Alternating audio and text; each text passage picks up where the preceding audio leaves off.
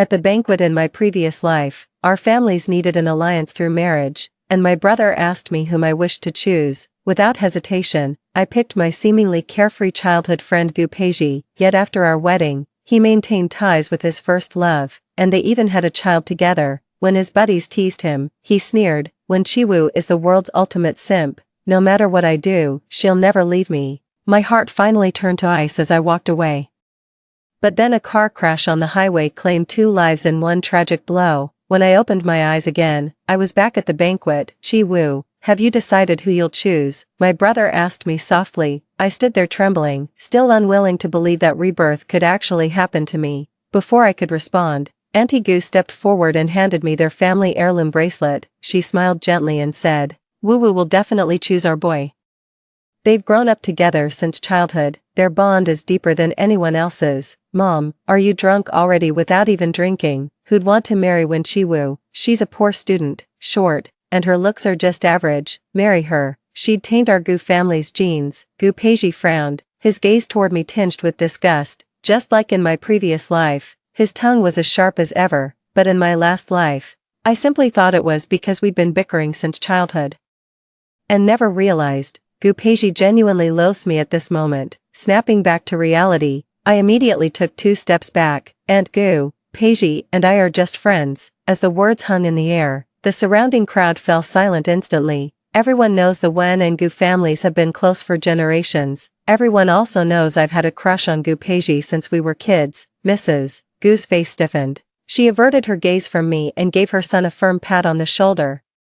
"Don't talk nonsense. Having Wu marry into our family is a blessing we earned through lifetimes of good karma." Gupei seemed taken aback by my words, his already icy expression turning several degrees colder. Trembling, I clutched my brother's suit jacket and whispered with red-rimmed eyes, "I'm not feeling well, I want to go home, the arranged marriage can wait." My brother had just raised his hand to summon someone to take me back first. The next instant, Gupei grabbed my hand and abruptly pulled me outside, his voice icy as he said, "Brother Chiyu, I'll take Wu home." He held my hand so tightly that I couldn't break free. I wanted to call for help, but when I turned my head, I saw Gu's mother already standing in front of my brother. Once we stepped out of the hotel, Gupei unhesitatingly shook off my hand. My high heels made me stagger backward uncontrollably, and I instinctively reached out toward him, caught off guard. Gupei barely had time to extend his hand to catch me. I quickly snatched my hand back and landed hard on the ground. A sharp pain shot through my head, making me scrunch up my face. Gupei's expression changed as he stepped forward to help me up. Without hesitation, I blurted out, "Stay away from me." Coming to my senses, I slipped off my high heels and pushed myself up from the ground with both hands. This chain of reactions made Gupei's face darken completely. He sneered. "What kind of game are you playing now? Playing hard to get? Wen Chiwu, when did your tricks become so disgusting?" I lifted my head, tears welling in my eyes that I hadn't even noticed. "Gupei, I had so much I wanted to say, but when I met his gaze, the disgust in his eyes made every word feel like a thorn lodged in my throat." I lowered my head and let out a bitter laugh, without waiting for his response. I tossed the designer heels worth thousands to the ground and walked away barefoot without hesitation. These were the shoes Gupei gave me for my coming-of-age ceremony. Aunt Gu mentioned he spent ages carefully selecting these shoes. Knowing how important tonight's banquet was, I deliberately chose to wear this pair, but I forgot they're a size too big. They were never meant for me. Just like I forgot that someone who doesn't fit will never fit, no matter what. Gupei didn't follow me to him. This was just another one of my calculated games, playing hard to get. When I got home, I sank into the bathtub and began to drift off. My mind kept replaying everything that had happened in my previous life. My hands involuntarily gripped the edge of the bathtub, water rose to my nose, and I choked violently several times before fully ing up and climbing out, wrapping myself in a bathrobe. I stared at my reflection in the mirror. This face showed no signs of burns, nothing at all. I touched my face, bowing my head as I wept with choked sobs. In our past life, when the Gu residence caught fire, Gupei didn't hesitate to rescue his beloved while abandoning me. I was left behind, and by the time someone finally saved me, my face was already disfigured beyond recognition. Afterwards, Gupei tried to explain, "I didn't see you there, with Anan's legs trapped and the flames spreading so fast. I had to prioritize saving her first, at this memory. I raised my hand and slapped myself hard across the face. How pathetic. In my past life I was gullible as a dog, completely manipulated by Gupei's smooth talk. It must be because I've been reborn. All night long, I kept reliving scenes from my past life in restless dreams, and woke up this morning feeling completely drained and unwell, perhaps sensing that something was off with me last night. My brother, who would normally have left for work long ago, was waiting downstairs for me. Come have breakfast when you're awake. My brother noticed the dark circles under my eyes, his expression softening with concern. Did I wake you when I came home last night? I shook my head, tears welling up as I rushed into his arms. I wrapped my arms tightly around my brother. He froze for a moment, then set aside the newspaper and began gently patting my back. He whispered softly, "If loving that boy from the Gu family is too exhausting, maybe it's better to let go. Even if you never marry in this lifetime, your brother will always be here to take care of you." I sniffled, my voice choked with emotion. There was never any arranged marriage to begin with. My brother saw how I felt about Gupei and orchestrated the whole thing. I remembered how in my past life, my brother died saving me. My chest tightened with pain as I held him closer, until a faint cough stirred me from sleep. With red-rimmed eyes, I glanced back over my shoulder. A man had taken a seat on the sofa at some point. Tears welled up in my eyes, blurring my vision of the person before me. The man curled his lips into a smile and said, "Good morning, little princess." I froze for a moment, then quickly pushed myself out of my brother's embrace as I realized the man in front of me was Fu Hanqing, my brother's closest friend, after my brother passed away. Fu Hanqing avenged him by taking the life of the murderer. The last time I saw him, he was in prison. He said he wanted to get me out of there, and that there was more to my brother's death than met the eye. I was completely deluded, always believing someone I'd known for decades couldn't possibly turn out that way. By the time I came to my senses and thought of him, I was already in a car crash on the highway, struggling through a difficult labor. Suddenly, it dawned on me that the last sound I heard before dying was, "What are you doing here?" I asked in astonishment. At this hour, he should still be sleeping after last night's wild partying. Fu Hanqing raised an eyebrow with a light chuckle. Ahem. My brother cleared his throat softly, gesturing with his eyes toward the breakfast. I nodded and sat down to eat breakfast, occasionally glancing back at the man behind me. After eating for a while, my brother hesitated for a moment before speaking up. "Chiwu, has Peiji been upsetting you lately?" I looked at my brother, not quite grasping what he meant. My brother opened his phone and pulled up Peiji's latest WeChat post. It was a photo from a mountaintop, shrouded in mist, with the caption, "What do I do? I've upset the little princess. How should I make it up to her?" I instinctively tightened my grip on the spoon, my entire body trembling in a way I hadn't even noticed. In my past life, it was all because of that social media post. That made me believe Gupei had feelings for me too. Only later did I realize the little princess he kept mentioning was his beloved Nan Wu, never me. The once delicious congee now tasted like wax in my mouth. I can't eat or swallow anything. I lowered my gaze and spoke with a trembling voice. "Brother, I don't want to talk about Gupei anymore. In this lifetime, I never want to have anything to do with Gupei again. 20 years of loving him was just me being delusional." My brother froze for a moment. Without a word, he opened Gupei's chat history. The messages showed my brother asking him about my whereabouts. After a quick glance, he blocked and deleted the contact without hesitation. He smiled gently and said, "As long as I'm here, no one will ever mistreat you." My eyes welled up with tears as I looked at my brother. He's always been like this, choosing me without hesitation. When I liked Gupei, he paved the way for me. When I didn't like him, he handled it for me. After we finished breakfast, my brother took me to the company, which was originally meant to be passed down to me, but because I married Gupei, I always wanted to give all my time to Gupei. I barely ever showed up at the company, which led to a lot of problems piling up at work. In the end, my brother had to come back to the country to sort things out. Everyone knows I have feelings for Gupei. Someone quietly handed me a special poster of Gupei, but a hand snatched it back before I could take it. I looked up and saw Fu Hanqing crumple the poster into a ball and throw it in the trash. My brother added, "From now on,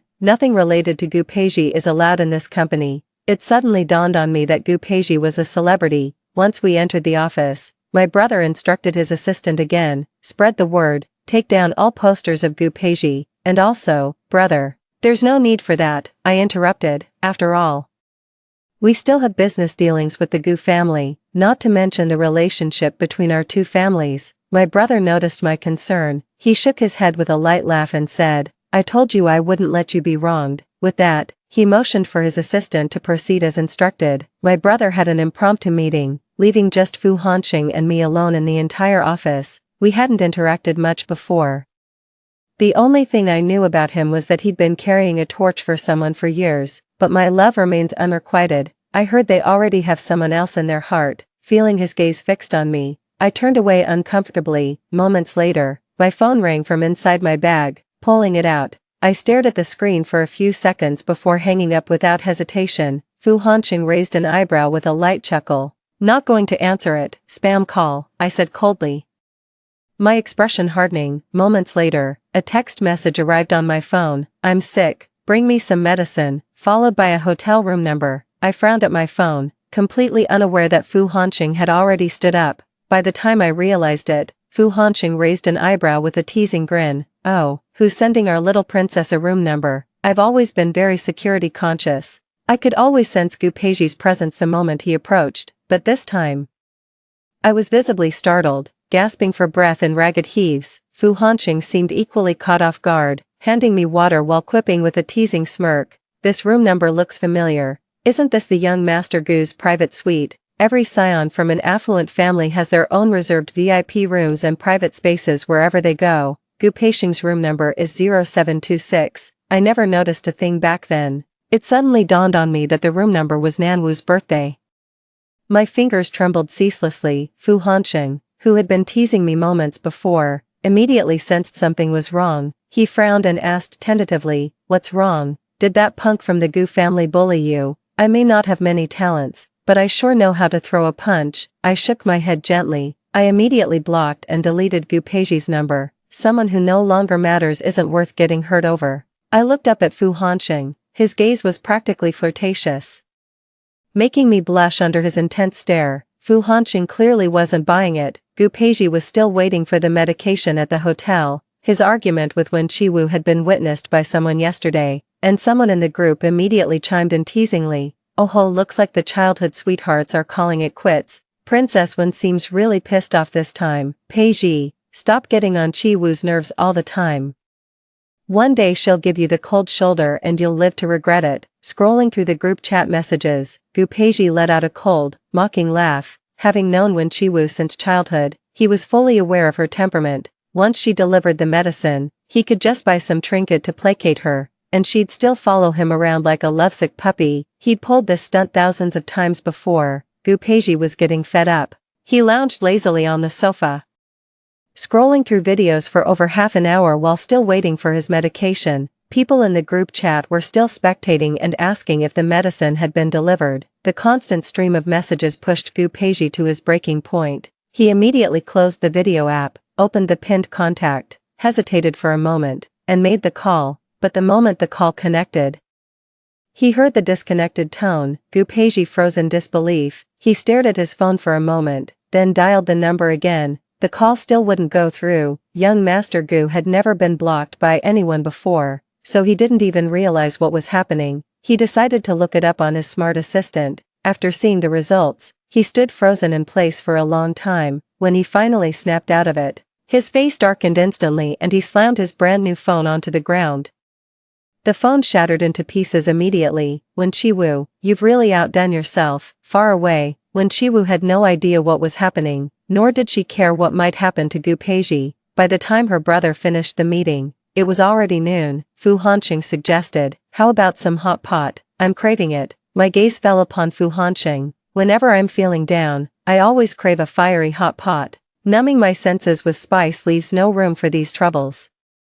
I was genuinely annoyed by Gupei just now, but I'm feeling much better now. My brother had no idea what had happened, and seeing I didn't object, he immediately had his assistant reserve 3 seats. We went to our usual hot pot spot. It wasn't until we reached the entrance that I felt a long-lost sense of familiarity. In my past life, because I was pregnant, Gupei claims that hot pot can affect a child's development. For 9 whole months, I didn't have anything spicy. Fuck you, Gupei. screw your dad's influence on kids. The moment I sat down, I ordered one of everything on the menu and told the manager, I want it all spicy, extra hot, super hot, explosive hot. It was the first time I'd ever been this irritable. Even the manager was taken aback. Suddenly I remembered my brother mentioning that Fu Hanqing doesn't eat spicy food, so I quickly added, let's get a split pot, please. We were seated in a private room. I wasn't the least bit worried about compromising my ladle-like image. Once all the dishes arrived, I kept eating while making sure everyone else was eating too, with a curious look in his eyes. The brother silently questioned Fu Hanqing. Fu Hanqing waved his hand dismissively, but as they continued eating, a loud commotion suddenly erupted outside the door. I've always preferred quiet, so the sudden noise immediately made my face scrunch up in displeasure. Seeing this, Fu Hanqing gestured to the manager and said, we're taking the whole place today, let the current customers finish their meals, but no new seating, it gets a bit too loud. As he spoke, he pulled out a black card. The manager didn't take it, looking hesitant as he replied, young Master Fu, it's the young master of the Pei family who's arrived. Offending either side was out of the question. The manager was too hesitant to make any decisions. I froze mid-bite of my hot pot. And before any of us could react, a voice cut through the air faster than any movement, Brother Chiyu, hope you don't mind me bringing some company. Gupei stepped inside first. Without waiting for anyone's objections, he gestured from behind. Nanwu emerged from behind him in a qipao, chiming sweetly, sorry to interrupt. Gupei was the first to take a seat, meeting the gazes of Fu Hanqing and his brother. He explained with a smile, I suddenly had a craving for hot pot. This is my assistant, Nanwu, we've known each other since high school, thought it'd be a good chance for everyone to get acquainted. I refuse. I shot Gupei an icy glare. This kind of impulsive dinner invitation was completely out of character for him. I couldn't make sense of it, nor did I care to understand his motives. Just as Nanwu was about to sit down, hearing my blunt refusal, she immediately rose with wounded pride, her eyes glistening as she turned to Gupei. Gupei's smile vanished instantly, as if he'd completely forgotten my brother existed. His voice turned icy as he warned, Wen Chiwu, if you keep this up, I won't speak to you ever again. The surroundings fell into abrupt silence. Even the shopkeeper who had been discreetly wiping sweat froze in place. My brother's face darkened immediately. Just as he was about to speak, I pulled him back by the arm. I cast an indifferent glance at Gupei. Don't you dare talk to me, Gupei. Starting today, no, starting yesterday, we're complete strangers. Whether you live or die is none of my concern. I never want to have feelings for Gupei again. I never want to know Gupei again. In yesterday's dream, I kept telling myself over and over again. Gupei's expression froze, as if he hadn't expected me to say such a thing. His eyes then fell upon Fu Hanqing sitting beside me. He had never met Fu Hanqing before. Noticing how young Fu Hanqing looked, he immediately sneered. Well, no wonder you were so quick to cut ties with me. Turns out you've already got someone else lined up. Wen Chiwu, you really have no shame. Just yesterday you were professing your love for me, and today you're already seeing someone else. Then again, this pretty boy does have some charm to him. His words kept pouring out relentlessly. Everyone could feel the chill in the air, including Nanwu. Nanwu desperately tried to discreetly reach out and pull him, but it was utterly futile. Fu Hanqing sneered, leaning back with a raised eyebrow as he looked at him with an air of arrogance. He showed no sign of anger at his words, merely raising an eyebrow and gesturing toward Nanwu. Gupei didn't understand what he meant. Just as the reporters at the door swarmed in, Fu Hanqing lazily clapped his hands, raising an eyebrow with a smirk as he said, if Wu really likes me, it's my honor. But as a celebrity getting involved with their own assistant, I wonder if that kind of news is explosive enough. He lifted his gaze and gave the reporters a flirtatious eyebrow raise, so suggestive that the reporters nearly forgot what they were there for. The bombshell news instantly drew a crowd around Gupei and Nanwu. Before I could react, a hand pulled me up and we slipped out through the back door. I never expected Fu Hanqing to speak up for me, recalling his words. My heart fluttered for a moment before settling back to normal. Thank you, Hanqing. I turned to look for my brother. My usually composed brother was now furiously giving instructions to his assistant. Arrange a meeting with the Gu family. I want to see for myself what this Gu son is really like. And one more thing. Find out what's really going on between Gupei and Nanwu. He said it all in one breath, his anger still simmering. I tugged gently at my brother's sleeve. My initial thought was to simply cut ties with the Gu family and never speak to them again, but I knew, my brother would never let me be wronged. Gupei's words just now must have upset him. Brother, Gupei's words don't affect me anymore. I just want you. I paused, glanced at Fu Hansheng, and continued, I just want you all to be healthy and safe. The next day, on my way to my brother's company, I was kidnapped. In the abandoned factory, my hands were bound tightly with rope. I opened my eyes and looked at this familiar place. Memories came flooding back into my mind. I was stunned into silence for a long moment. This kidnapping was supposed to happen years later. I never imagined it would occur ahead of schedule, knowing I might be targeted for kidnapping and that my brother has high standards. I went to his company to ask for help in hiring some bodyguards. The kidnapper, wearing a mask, demanded I call for a 10 million ransom as soon as he saw I was awake. What are you staring at? If I don't get 10 million in ransom, I'll kill you. The kidnapper glared at me fiercely, with a look in his eyes unlike that of an ordinary criminal. They loathed me even more, wishing they could jest. I nodded with trembling fear. Okay. I have money, don't worry, I have money, untie me. My brother needs to see I'm unharmed before he'll pay. If you don't untie me, he won't hand over a cent. The kidnapper hadn't expected me to be so compliant. As he untied me, he issued a warning. I'm warning you, if you pull any funny business, I'll end you. I stared at the kidnapper in silence. After being tied up for so long, my legs gave out the moment they loosened the ropes, and I collapsed weakly to the ground. The kidnapper jabbed the gun at me, urging me to move. Stop slacking off and make the call now. I took the phone and dialed my own number. The signal was weak. With each step I took, the kidnapper followed close behind, until we reached the edge of the abandoned factory's second floor. Still no answer. Can't you fucking call someone else? The kidnapper sensed something was wrong and reached out to snatch the phone. Without hesitation, I threw the phone from the second floor. The kidnapper froze for a moment, then snapped back to reality and kicked me hard in the stomach. I was kicked to the ground, my face scraping against the pavement until it bled, a trickle of blood appearing at the corner of my mouth. The kidnapper tied me up again, then immediately went down to retrieve the phone. The second floor wasn't that high. Phones don't usually break that easily under normal circumstances, but I used considerable force, and with the ground being all rocky here, when it hit the stones, the phone shattered beyond recognition, and it wouldn't turn on at all. Seeing the phone was useless, the kidnapper instantly cursed several times and started punching me in the face, one blow after another. I never stopped smiling, even when too weak to speak. My eyes conveyed the message, you will never harm my family again. In my past life, it all started with that kidnapping. When I called Gupei, no one answered. The kidnappers got hold of my brother's number instead. But they weren't after ransom money at all. My brother died saving me, shot dead by his own gun. Losing my phone meant losing all contact with the outside world. The kidnapper shoved a hood over my head, gagged me, and doused the area around me with gasoline. Spotting the protective locket around my neck, he ripped it off and sneered, "You'd better pray your brother comes to save you, otherwise, death will be the least of your worries." His eyes roamed over my body with a predatory gleam.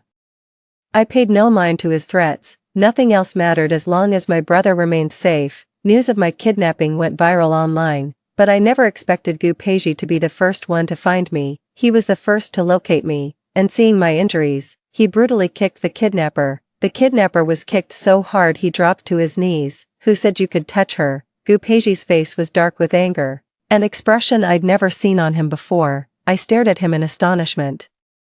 What shocked me even more was that Gupei actually knew the kidnapper. An unbelievable suspicion began forming in my mind. I stared at him in disbelief. Maybe I was truly being selfish. I just wish in my past life, Gupei hadn't answered my call. I don't want to believe he had any connection with the kidnappers, or that my brother's death was related to him. The ropes loosened, and I found myself cradled in Gupei's arms. I had no strength left to struggle. Only a flicker of despair in my eyes as I looked at him. "Gupei, do you know him?" Only the kidnapper and I remained in the room. The concern on Gupei's face instantly froze. His hands clenched into fists, his eyes filled with a pain I had never seen before. He checked me for any other injuries, but he didn't answer my question. Trembling, I grabbed Gupei by the collar and demanded again and again, "You know him. You know the kidnapper. Tell me, Gupei, tell me." The voice grew increasingly shaky and louder with each word. Gupei just held me tightly, locking me securely in his embrace. Woo-woo, I'll explain everything when we get back. I promise I'll explain. His embrace was unyielding. Woo-woo was so frail, her breathing unsteady at that moment as if she might vanish at any second. What a spectacle this is. Nanwu appeared, accompanied by several people trailing behind her. The kidnapper immediately fell in step beside Nanwu. I followed the kidnapper's gaze and looked over. The kidnapper looked just like he did in my previous life. He was thrilled to see Nanwu and immediately hugged and kissed her. Don't worry, I'll avenge you. As soon as he finished speaking, the kidnapper fired a shot in my direction. Before I could react, Gupei threw himself in front of me. A bullet struck his left shoulder, and instantly, his face was drenched in sweat from the pain. Nanwu's expression softened with concern as she immediately turned to scold the kidnapper. If anything happens to him, I'll never forgive you. Her heart ached as she moved closer, but before she could reach him, Gupei defensively raised his arm to block her path. Stay away from Woo-woo, he uttered weakly. Those simple words instantly ignited Nanwu's fury, overriding her earlier concern. Gupei, you like her. But what about me? She looked at Gupei with trembling eyes. After all these 7 years, he still only has feelings for his childhood sweetheart. She truly couldn't understand what was so special about that girl. Nanwu turned her gaze toward me, cradled in his embrace. Only my pair of dark eyes peered back at her. Nanwu wanted to find someone to separate us. Gupei held me in a death grip. Any attempt to move him made blood gush desperately from his left shoulder. Crouching down, she watched as her lover, even in his dazed state, insisted on holding his childhood sweetheart. The sight was driving her insane with rage. I couldn't make sense of Gupei's actions, nor what Nanwu had said. He likes me. I just find it laughable. If you truly cared about me, you wouldn't have abandoned me in the fire, wouldn't have been drunk on someone else while I was being kidnapped, and wouldn't have ignored my calls when I was in a car accident, as if sensing my gaze. Gupei's trembling fingers brushed aside the stray hairs on my forehead. Don't worry, help will be here soon. The moment those words were spoken, police sirens and ambulance sounds instantly erupted at the entrance. Neither the kidnappers nor Nanwu's accomplices had anticipated this turn of events. Gupei had figured out my address and suspected her involvement in the kidnapping, so he secretly checked her phone. So I called the police on my way over. The kidnapper was the first to react. Throwing the lit lighter to let the flames spread, Nanwu screamed in shock. What are you doing? Peiji is still in there. We have to get him out. She rushed forward anxiously to save him, but was struck hard on the back of the head and completely lost consciousness. Before leaving, the kidnapper sneered, then die here together, you star-crossed lovers. Ha ha ha. The fire grew increasingly fierce, and I was choking too hard to speak. Once I regained some strength, I forcefully pulled Gupei to his feet. The flames blocked our path forward. I gave Gupei a gentle shake, but he was completely unconscious and wouldn't stir. My eyes darted around anxiously, until they finally landed on the spot where the phone had been tossed aside. The second floor wasn't that high, a proper jump should be fine. Weakly dragging his body, I tried to kick him down, but the slick wetness on my hands snapped me back to reality. Staring at the crimson blood on my hands, I could only resign myself and close my eyes. She pulled him in front of her, using her own body as a cushion as she sat back. Gupei, you took a bullet for me, now we're even. Without hesitation, I let myself fall backward. As I fell, I heard desperate voices screaming my name, just like the last life, only this time, I could see his face clearly. Saw Fu Hansen rushing toward me with frantic urgency. When I came to again, I was in the hospital. Groggily, I opened my eyes and reached out to pat Fu Hanqing's head, seeing that I was awake. He hurried off to call for the doctor. The doctor gave me a full physical examination. Aside from some scrapes and bruises, there were no other issues. My brother dropped everything and rushed over the moment he heard I'd regained consciousness. Seeing I was all right, he held me tight with tears in his eyes. Silly child, you must always come to me no matter what happens. The kidnappers and Nanwu were apprehended while attempting to flee the country, according to the kidnappers. They first tried to make Wen Chiwu call for ransom, but the person on the other end wouldn't listen and ended up breaking the phone. In a fit of rage, they kicked it a few times. This whole thing made my brother absolutely furious. Ignoring all warnings, I pinned the kidnapper down and landed several punches. This kidnapper was Nanwu's obsessive ex-boyfriend. Even knowing about Nanwu's relationship with Gupei, he still loved her. Learning that the person he loved ended up in this state because of me, he went all out and kidnapped me without hesitation. After a moment of stunned silence, I immediately embraced my brother. I'm just relieved that my brother is safe and sound in this lifetime. Holding my brother, I glanced over his shoulder and saw Fu Hansong's exhausted expression finally relax with relief. I mouthed a silent thank you to him. His hands were injured. He must have given that kidnapper as good a beating as my brother did. On the third day of my recovery, Aunt Gu secretly tracked down my kidnapper and knelt directly on the ground before him. Auntie Gu, please don't be like this. Seeing her reminded me of Gupei. She was crying bitterly, pleading desperately. Wu, you've always been close with Peiji since childhood. He's severely injured and still unconscious. The doctor says if he doesn't wake up soon, he might become vegetative. I know you just woke up yourself, and I wouldn't trouble you like this if the situation weren't so critical. After a moment of stunned silence, I followed Aunt Gu to the hospital room. Gupei's wounds had been properly treated, yet he remained unconscious. I stood there staring blankly at Gupei. I used to think I understood him completely, but after everything that happened in our past life, I realized I never truly knew him at all, and now it dawns on me.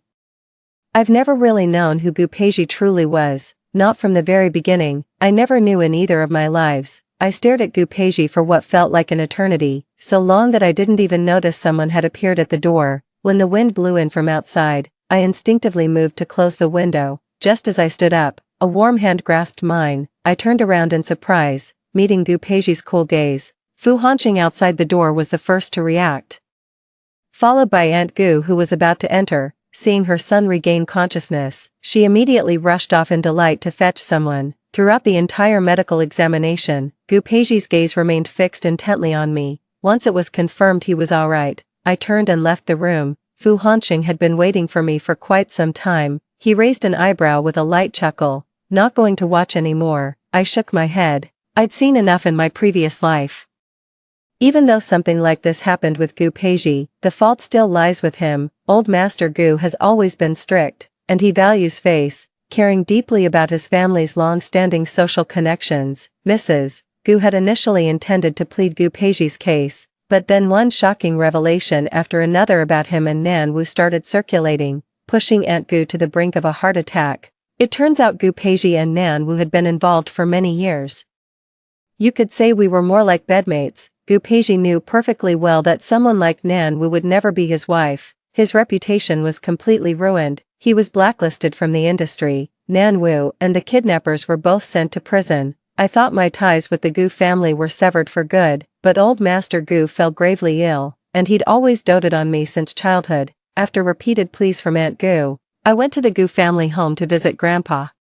Grandpa kept apologizing on behalf of his grandson over and over. Each time, I just shook my head. I slipped out of the room quietly after Grandpa had fallen asleep. The moment I turned around, I bumped straight into Gupei. He had been waiting there all along. He looked as if he had lost over 10 pounds, so frail that a gust of wind might knock him over. I froze for a second, then continued walking forward as if nothing had happened. He took hold of my hand.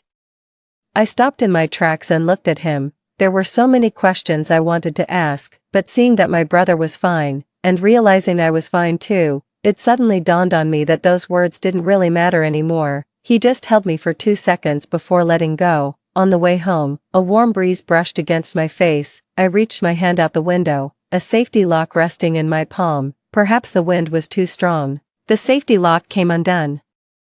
Just like what happened between Gupei and me, all our feelings were scattered by the wind. According to Gupei, during his coma, he had a terrifying nightmare. In the dream, he married Wu, but he treated her with utter cruelty. He also dreamed of the fire. He truly hadn't seen Wu, but he blamed himself for being completely focused on someone else at that moment, causing Wu, who cherished her beauty most, to have her face disfigured. He also dreamed of the kidnapping. That day, he drank heavily for work. When he finally sobered up, Wu was holding herself, eyes red and swollen from crying. She trembled as she said, "I've lost my brother," still dreaming of him arrogantly telling his friends those disgusting things to save face. When the news of Wu's car accident finally came, both Wu and the child were gone. Waking from the dream, Gupei slapped himself hard across the face. The dream kept recurring, feeling as vivid as reality itself, so when he saw Wu, he was desperate to confirm something. But as he grasped her hand and met her icy gaze, he didn't dare ask, afraid the truth would mirror his dream. He would never forgive himself. Gupei had a secret. He was utterly smitten with Chi Wu, and seeing her jealous over him filled him with pure delight. From the very beginning, the only person he ever wanted to marry was Wu Wu. His relationship with Nanwu was completely unexpected. He couldn't understand what had come over him. He was filled with deep, profound regret. Everyone in their circle said Nanwu was his first love, but no one knew. Chi Wu was the only one who ever truly held his heart. All he knew was, he had lost Chi Wu for good. Worried that I'd be upset about Gupei, my brother gave me a few million to go travel and take my mind off things. At the airport, I spotted Fu Hanqing. He raised an eyebrow at me with a light chuckle, then held his ticket up before my eyes and said softly, "What a coincidence, same flight, care to join me?"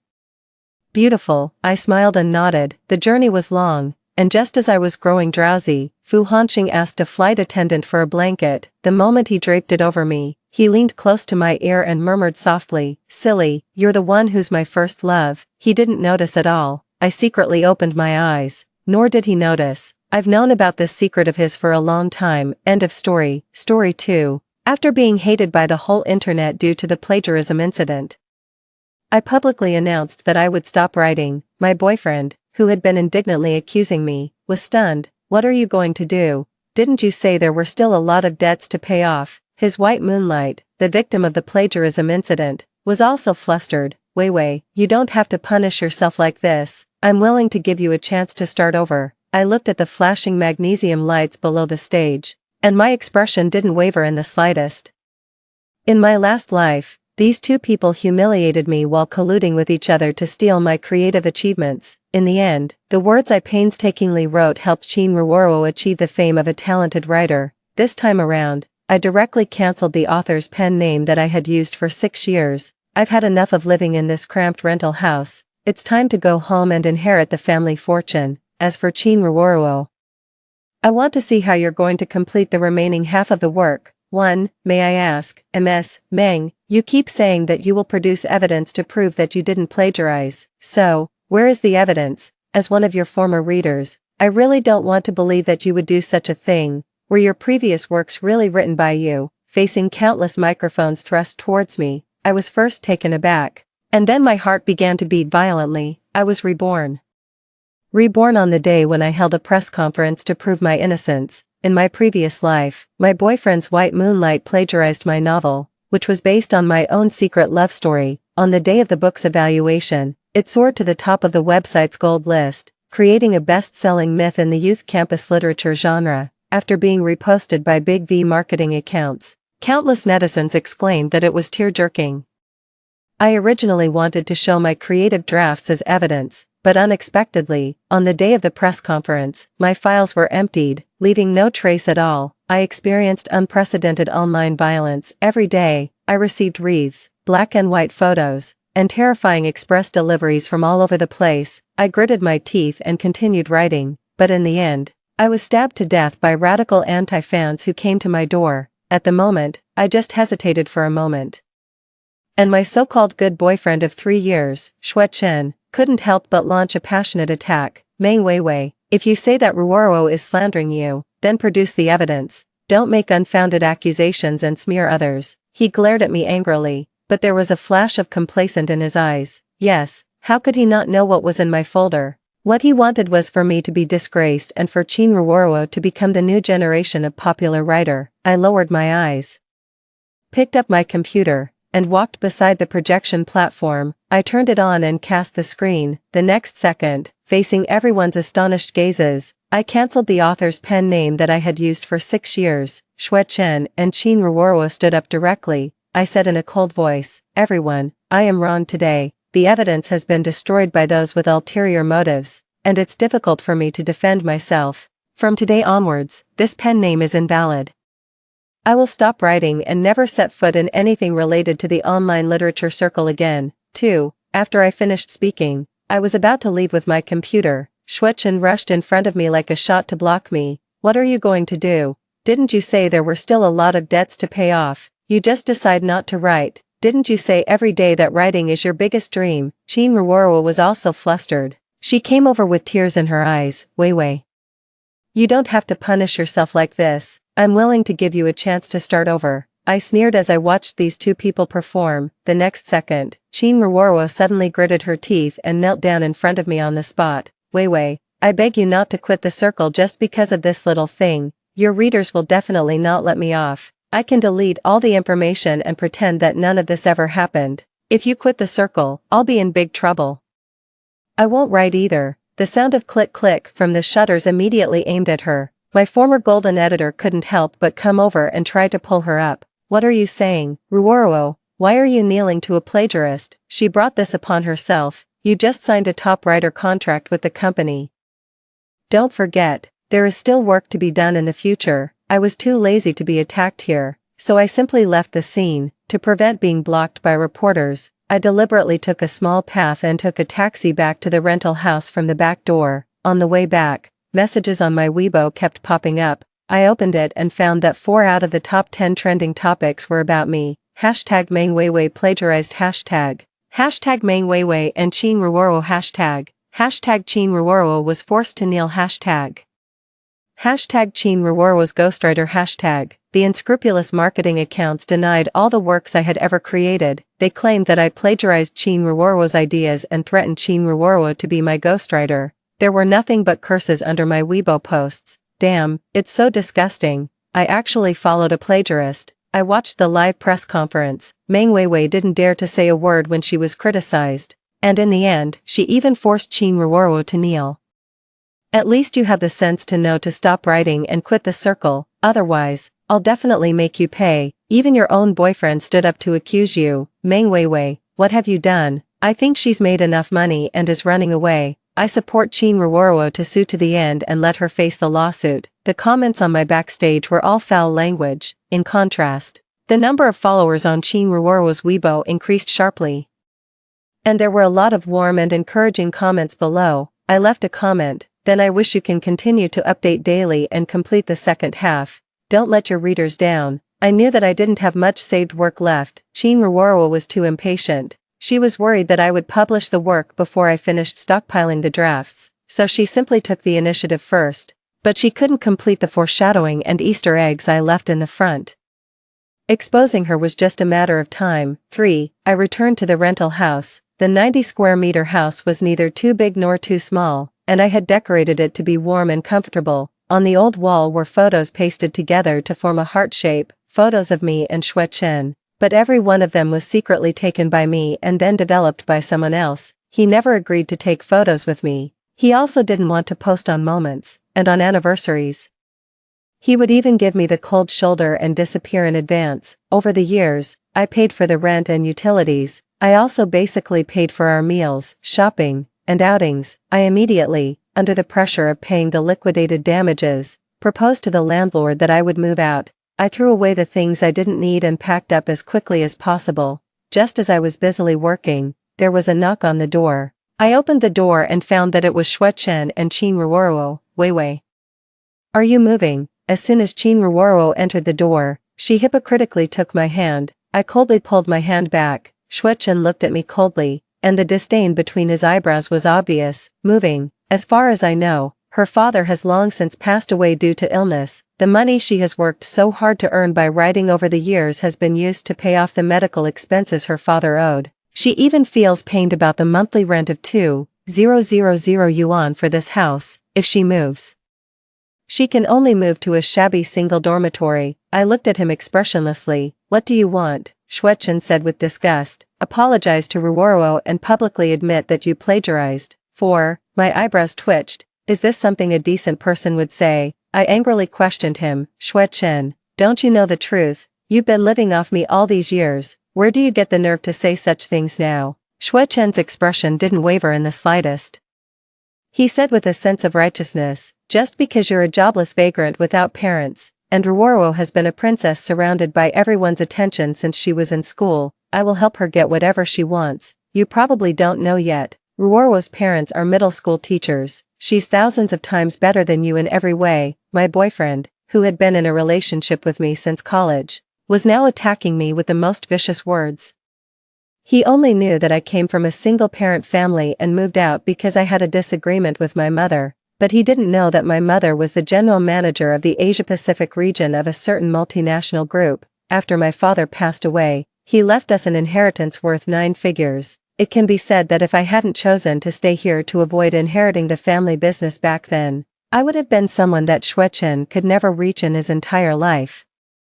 Seeing that I didn't say anything, Xuechen thought his attack had been effective. He sneered and continued, "Some people are born princesses, while others, no matter how hard they try, are just shady maids. If I were you, I would slink away now and leave all the things here to Ruoro. What are you still standing there for? Immediately log on to Weibo and publicly apologize to Ruoro, or don't blame me for being rude." However, the next second, I raised my hand and gave Xuechen a solid slap in the face. I slapped him so hard that Xuechen's face turned to the side, his eyes widened, and red blood vessels immediately filled his eyeballs. "Meng Weiwei, how dare you hit someone?" Qin Ruoro let out a scream and immediately took 2 steps back to take out her phone to film. However, I slapped her phone away first and swung my suitcase to knock both of them aside. I vented my resentment wildly, smashing whatever was at hand. "Anyway, I didn't plan to keep anything. If you like my things so much, then I'll give them all to you." The surroundings were in a mess,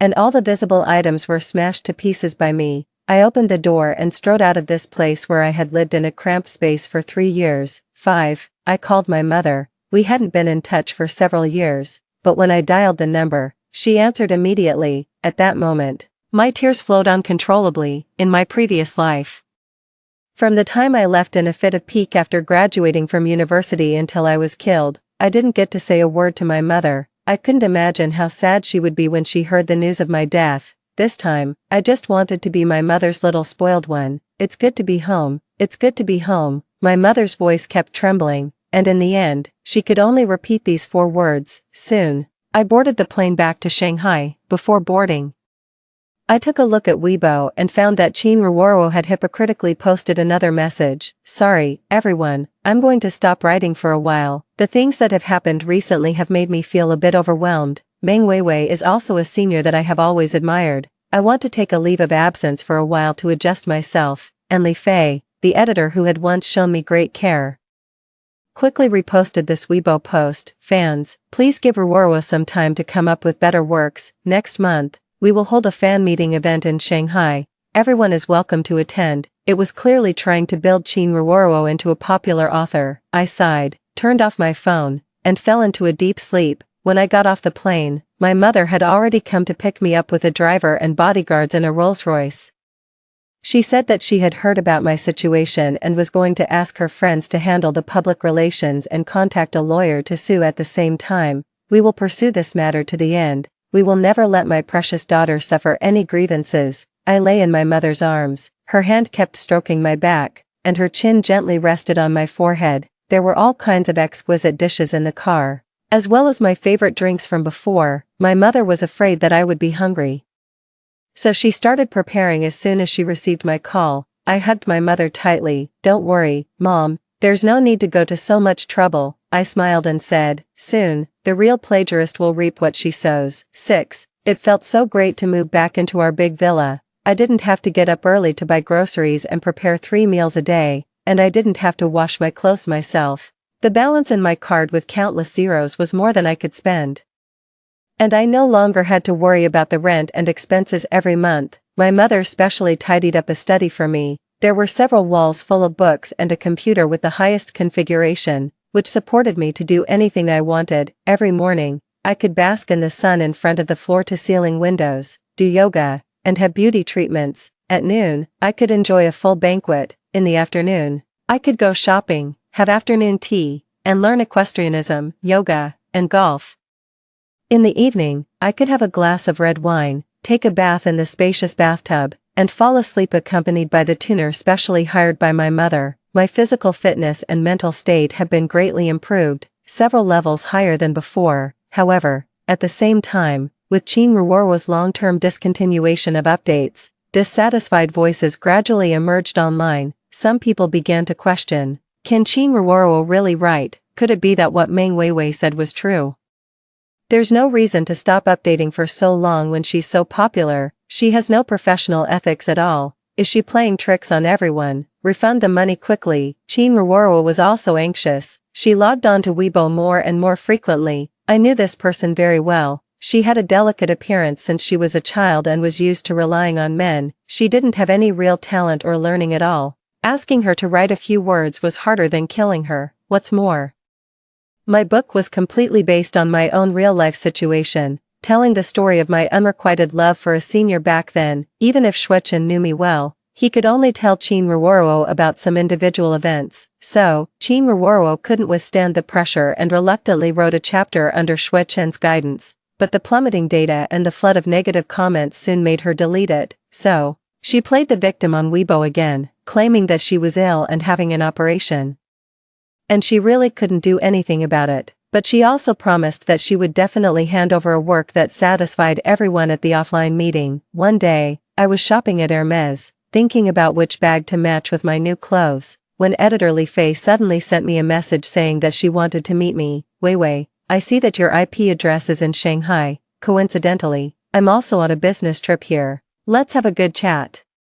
There are some things that I may have misunderstood you about. My heart started to beat faster. 7. I originally thought that I would be vindicated, but unexpectedly, when Li Fei came to me this time, she actually tried to persuade me to continue helping Chin Ruoro complete the work. In the coffee shop, Li Fei sized up the new Chanel outfit I was wearing and let out a slightly disdainful chuckle. Name your price, Weiwei. I know your family is in a difficult situation. How much do you want to continue writing? Now Chin Ruoro is the golden sign of our website. She has created huge profits for us, and the website will definitely protect her. In the few minutes of silence, it felt as if a century had passed. Now that your pen name has been cancelled, your former readers are gone. Besides, it was the website that made efforts to promote you to achieve results back then. Li Fei pushed the coffee cup aside and leaned forward. 500,000. That's enough for you to get a real set of clothes like the ones you're wearing now, and it can also help you continue to do what you want. Looking at her meaningful eyes, my face darkened completely. What kind of person did Li Fei take me for, and what did she think I was doing in Shanghai now? Fine, I squeezed out these 2 words through gritted teeth. No problem, I've already prepared the outline, it only takes 3 days, and I'll complete the remaining 100,000 words for you. Li Fei stood up excitedly. Great, then it's a deal. I'll wait for you here in 3 days. I grabbed my bag and turned to leave. After I got back, I turned on the computer and started writing according to the outline I had drafted in my notebook. Perhaps due to the rest I had in the previous period, my inspiration and energy were extremely abundant. 3 days later, with 2 dark circles under my eyes, I handed the manuscript to her. Li Fei was overjoyed. But she was still cautious and reviewed the manuscript in front of me first. Only after confirming that there was no problem did she let out a sigh of relief, transferred 500,000 to me on the spot, and signed a confidentiality contract with me. But Li Fei didn't know, when these manuscripts are uploaded to the website, they won't be in the current layout format. At that time, in several lines in the middle, the first characters will form a sentence together. Chin Ruoro is the real plagiarist. 8. After getting the manuscript, Chin Ruoro seemed to rejuvenate overnight and could even directly retort to the anti-fans. She showed the word count of the document and angrily rebuked. I will never hastily create shoddy works for the sake of traffic. I want a high-quality product that I can be proud of. This domineering declaration won her even more favor, and the comments on the platform were all in support of her. I flipped through her comment section, and a person named Protect Ruoro for Life was particularly eye-catching. This user's Weibo was all about Chin Ruoro. It recorded countless round-trip tickets over 3 years and countless preferences of the girl secretly spied on and recorded. From his historical avatars, I found out that he was Shuechen. Only then did I realize that when he confessed to me after graduating from university, he was just trying to make Chin Ruoro jealous. Soon, Chin Ruoro's reader meeting arrived. She announced in advance that she would upload all the remaining content of the book on the spot, allowing readers to enjoy it all at once. This was really attractive, so on the day of the meeting, the entire hall was packed. Unaware passers-by might have thought some popular celebrity had arrived. Readers held self-made peripheral signs, and their shouts were almost deafening. Ah! My Ruoro is really so beautiful in person. The goddess is not only talented but also so beautiful. How can others live? I like reading your book so much. Can you sign for me? I'm going crazy with excitement. When will it be published? I want to buy 10 copies to collect. Don't push, you're blocking me. Facing the reader's questions, Qin Ruoruo also answered according to what Xuechen had taught her. Of course the senior is very outstanding. He went abroad as soon as he graduated. He is the white moonlight in my youth memories. I only dared to deliberately pass by their classroom on the way after class. He would always stand in the corridor and chat and laugh with others. I was most looking forward to when everyone ran together during the break exercises and when we ate in the cafeteria because I could get closer to him openly. At that time, I specially opened a premium membership on QQ to secretly browse the senior space.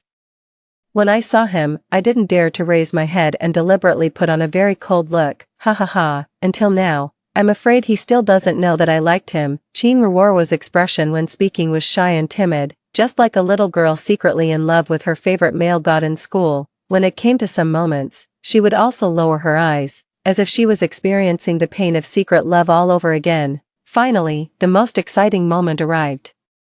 The remaining manuscript of Qin Ruoruo's book was projected on the big screen. This highly anticipated book finally came to an end. Readers also took out their mobile phones one after another to open Qin Ruoruo's book and give rewards and tickets. There were exclamations all around the scene, and everyone unanimously agreed that it was a masterpiece, and the later part was even more tear-jerking than the previous part. Gradually, sobs began to be heard. Until someone with sharp eyes noticed something was wrong. Wait, what does this mean on page 3 of chapter 98? Why do I see that the first words are connected into a sentence? Qin Ruoruo is the real plagiarist. The whole audience was in an uproar. Immediately, someone began to respond, damn, it really is. I said, why there suddenly appeared a character with the surname Qin. Could it be that the original author of this book is really someone else? My God. What kind of supernatural event is this? Or is the original author using a veiled way to hint at the truth to us? Have we been deceived all along? The scene was in chaos, and the staff quickly withdrew and took down the new chapter. But still, many people had already seen it. The book fans were indignant and shouted for Qin Ruoruo to give an explanation, and she reacted quickly and immediately screamed, absurd. This is simply absurd, absolutely impossible. This is my original work. Someone has tampered with my manuscript. Who touched my computer? It clearly wasn't like this. But immediately, a reader retorted, who could touch your computer? Don't you always carry it with you? Is it such a coincidence that it was touched today? Prove yourself by writing an extra chapter on the spot. If the writing style and plot are consistent, we'll believe you. That's right, hurry up and write. You always say you want to give back to your readers. Writing an extra chapter shouldn't be too difficult for you, right? Facing the swarming microphones, Qin Ruoruo covered her chest and pretended to have a heart attack. She gasped a couple of times, closed her eyes, and fell straight down. Now the whole audience was completely in chaos. Many book fans rushed onto the stage and asked the staff to restore the deleted chapter. Xuechen also rushed out of the crowd at the first time, picked her up horizontally, and roared with his eyes wide open, asking for a doctor. When he rushed out, he happened to pass by me, who was standing on the outermost circle. At that time, the scene was already boiling, and everyone rushed onto the stage to see the words on the big screen clearly. Qin Ruoruo herself was no longer the focus of the reader's attention. Meng Weiwei, you still have the nerve to show up. You must be behind all this today. Xuechen's face was terrifyingly gloomy. The way he looked at me was like looking at a sworn enemy.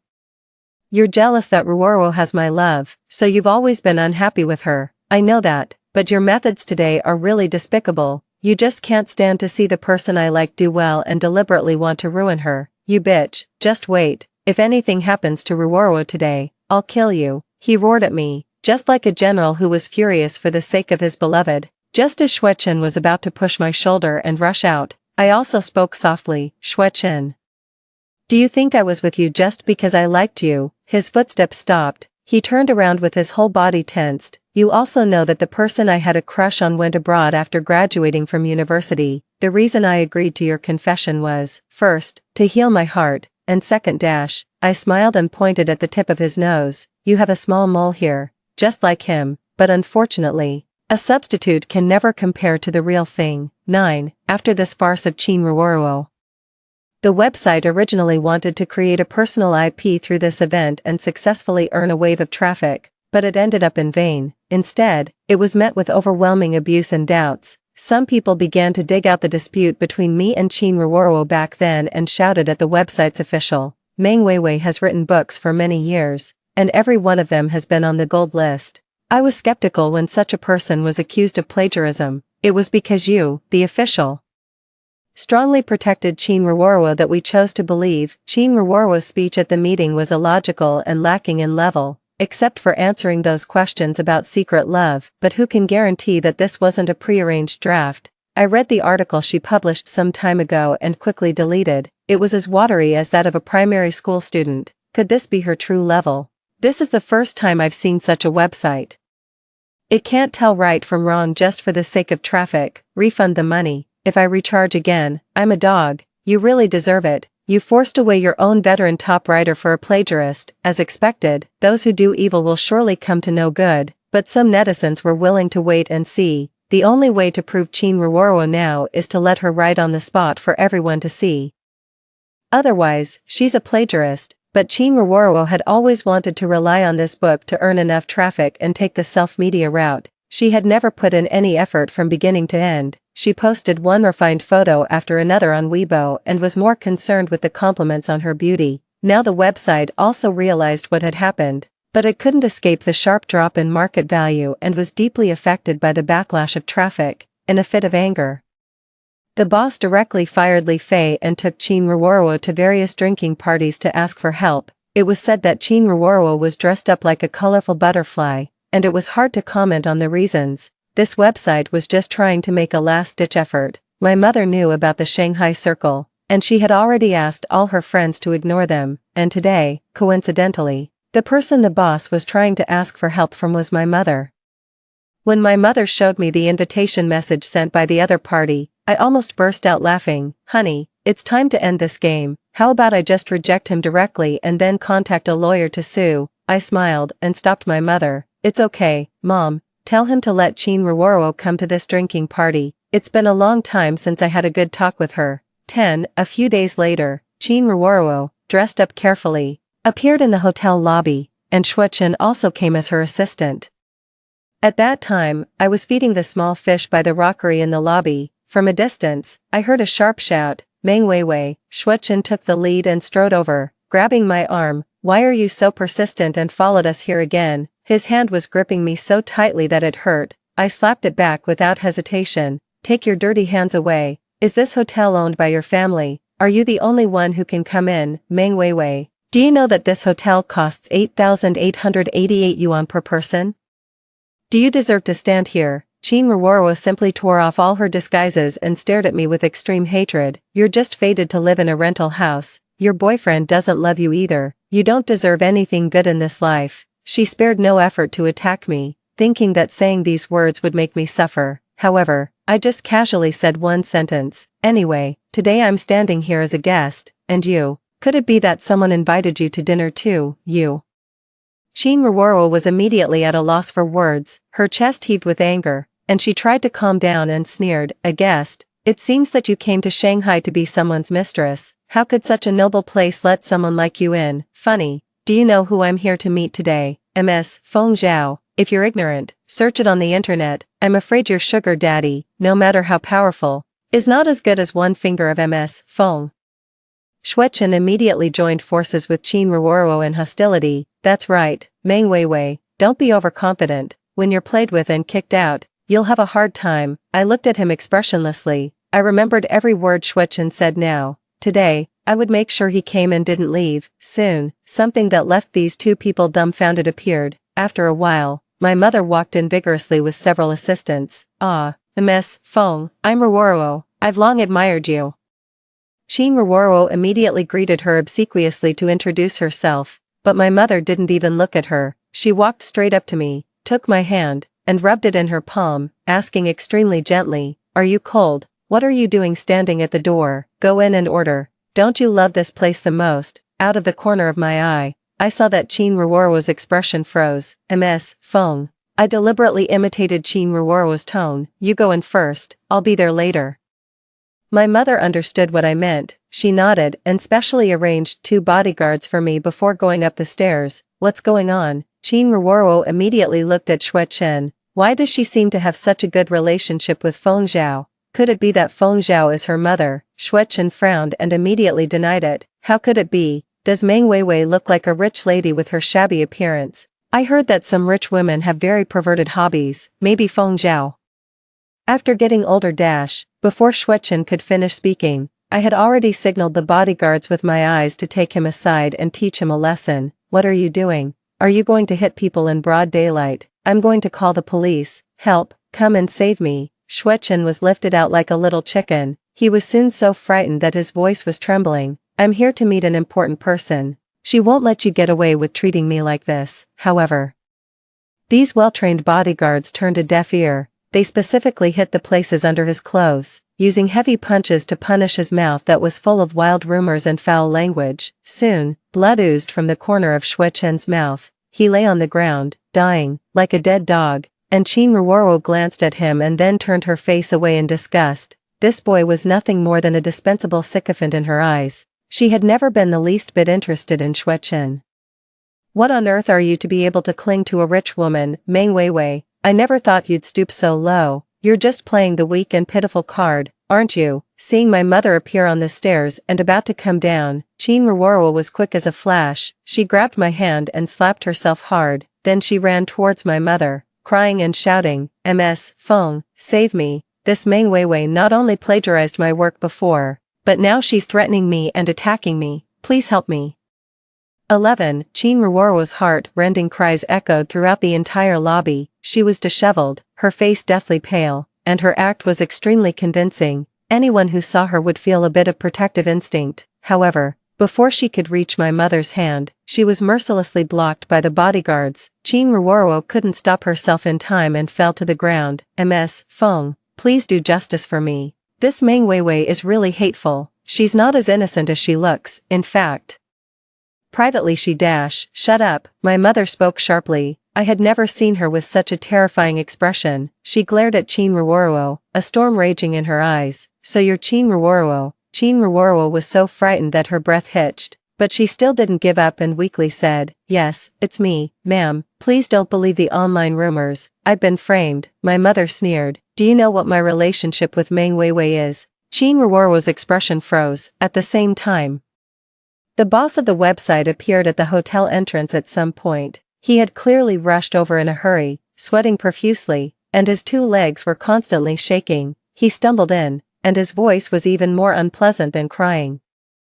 "I'm sorry, Ms. Feng. I didn't know that Weiwei is your daughter. We were the ones who offended you." 12. At the end of that day, the boss threatened Qin Ruoro with paying an astronomical amount of liquidated damages and ordered her to kowtow to me and admit her mistake. Qin Ruoro was extremely reluctant, and the boss directly forced her head down to the ground. "So it was you little bitch, who caused all this trouble." I was wondering how Weiwei, a veteran top writer of our website, could be involved in such a thing. The boss gritted his teeth while rolling his eyes. "You shameless thing, you plagiarized others' creative works because you have no talent of your own. I was so stupid to believe in you. We were all played for fools by you." The more he talked, the angrier he got, and he directly grabbed Qin Ruoro's hair and slapped her twice. Qin Ruoro's face immediately swelled up, and she couldn't hold back and started crying bitterly. The boss immediately cursed.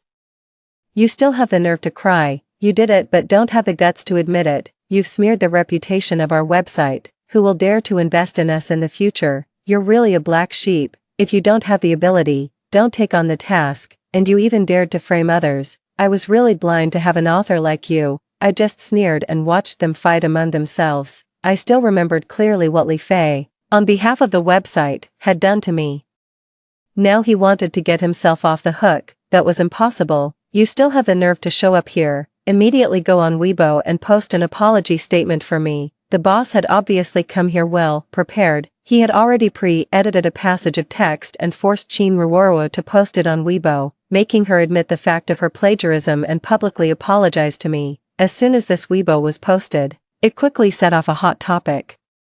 Facing the finally confirmed truth that they had guessed, netizens were not only indignant but also extremely regretful. "It was us who forced away a good author who wrote with her heart." The topics #apologize to Meng Weiwei and #ask Meng Weiwei to come back began to rise continuously. In the square, There were all my former book fans crying and recalling the scene when they first started following my books. Wei Wei was really great, she insisted on updating 3 chapters every day. Rain or shine, I was only in primary school at that time, and now I'm almost graduating from high school. I've read every one of her books. At that time, I didn't believe she would plagiarize or hire a ghostwriter. It's so sad. After she stopped writing, there's no substitute on the whole network. My spiritual food is gone. Wei Wei, come back quickly. I've saved a lot of monthly tickets for you. I'll give them all to you. The boss presented his phone to my mother as if offering a precious treasure.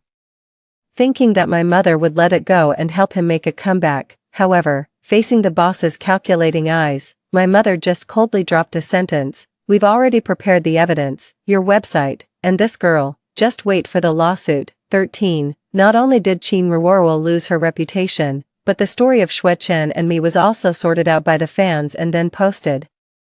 It turned out that Xue Chen had been chasing after Qin Ruoruo for many years and was willing to do anything for his beloved goddess. It was he who single-handedly planned this plagiarizing scheme of substituting the real with the fake. Damn, this scumbag. He's having his cake and eating it too. I thought he was being just, but he was actually helping his white Moonlight harm his own girlfriend. Damn it, is this still a human? He's a beast, he lives off others and harms them at the same time.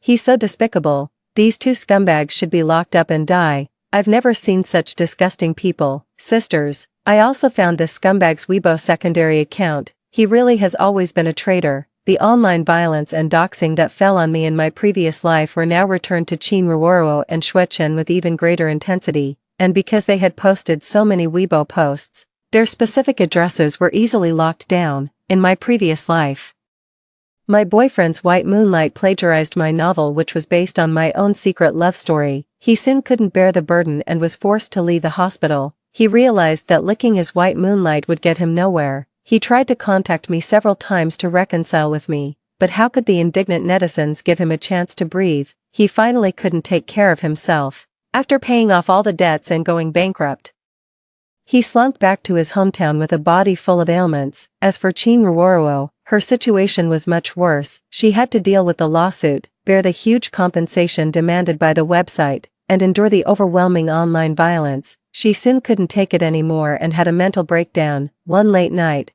when she saw the red paint splashed on the door again, she completely collapsed and jumped off the building. At that time, I, who had learned of all these things, was preparing a new website with my mother. We wanted to give every young person who loves creation an equal opportunity. Here, everyone can fully exert their imagination and write the stories they want to write. Let 100 flowers bloom and everyone speak freely. I think this is what literary creation should really be like. Story 2. For 10 years, I was treated like a pet canary. He never promised me a wedding until the day I died. When I opened my eyes again, I was back 10 years earlier.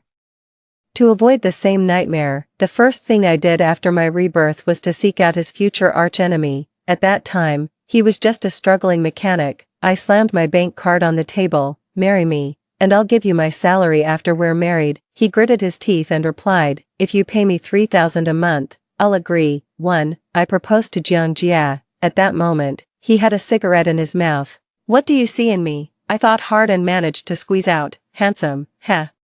His laugh made my face turn red, and I bravely asked, so, do you agree? Jang Jia didn't speak, he just stared straight at me, as if he could see right through my little scheme. I met his gaze, hoping he could see my sincerity. After a long while, he smiled. Casually, he replied, a bride delivered right to my doorstep. Why wouldn't I agree? So, I got married. On the second day after I traveled back, holding the little red marriage booklet, I still felt a deep sense of unreality. In my past life, I had actually met Jang Jia. It was in the 7th year of being confined by Su Che. I had escaped from the villa, penniless. On the streets, I met Jang Jia. By then, he was already a renowned businessman, dressed sharply. He exuded an aura of unapproachability. I begged him to save me. Jang Jia arranged a place for me to stay and provided a ticket for me to leave. However, later on, I was still found by Su Che. Not wanting to recall that past, I looked up at Jang Jia and asked, where to next? Taking you home. I was startled. Aren't we married? So you didn't plan to take me home. 2. Jang Jia lived in an unopened residential area. The building was not yet completed. it was bustling with construction workers. I used to move bricks here. Got a bit of a rapport with the contractor, so I stay here rent-free before it's handed over, he explained. Perhaps noticing the confusion in my eyes, the house was in a raw industrial style. Apart from a military bunk, there was nothing else inside. The bathroom lacked even a flushing toilet, just a tap for bathing. Jang Jia looked at me. Regrets? You can still run away now. No regrets. I placed my luggage aside. We'll sleep here tonight. Isn't the bed a bit small? Jang Jia squinted and responded, it's enough. At night, I lay on Jang Jia's military bunk. He casually spread a couple of newspapers on the floor and lay down. The room had no curtains, and through the glass, the bright moonlight was visible. Jang Jia, are you asleep? Worried that he would catch cold sleeping on the floor, I moved to one side of the bunk. Do you want to come up here? The bed is small, but we can manage if we squeeze in a bit. A few seconds later, Jang Jia finally replied, if I come over. Don't expect to get any sleep. I clutched the blanket tighter. I don't mind. As soon as I finished speaking, Jang Jia, like a beast unleashed, flipped over and pounced on me. I didn't react in time and instinctively turned my head away. The weight on me lightened, and through the moonlight, I saw a mocking look on Jang Jia's face. Don't say things you don't mean. I'm a straightforward person and tend to take things seriously. After saying that, he moved to lie back on the newspaper, seeing his intention.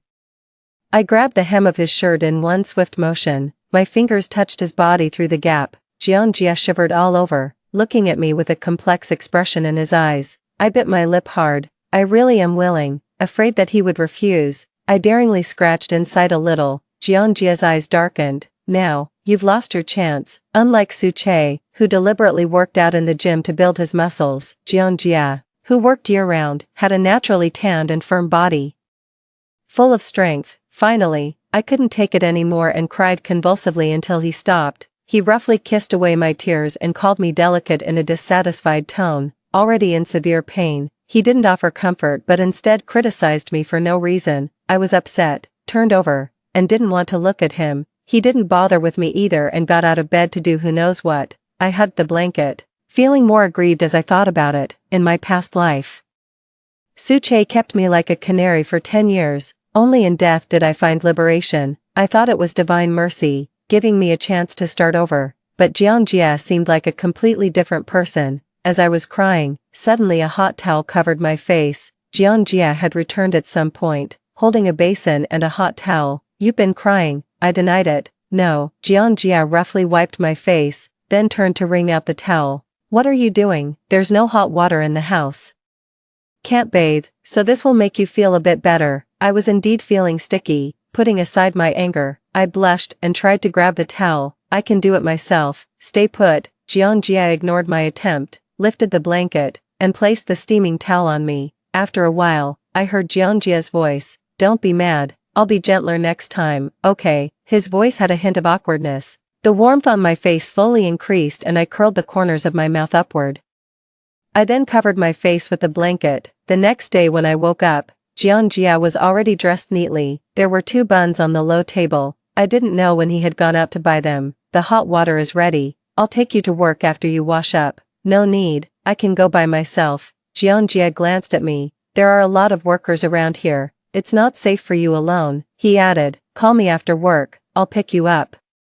It took me a while to finish washing up before I noticed the bank card on the table. It was the one I gave to Jang Jia when I proposed to him yesterday. Don't forget the card, I said. Jang Jia glanced at it. Keep it yourself. I'm not so broke as to use a woman's money. Liar. He was clearly broke. Jang Jia didn't take it, and I didn't argue. I figured maybe I could use the savings in the card to change houses first. If Jang Jia didn't agree, at least we could get a new bed.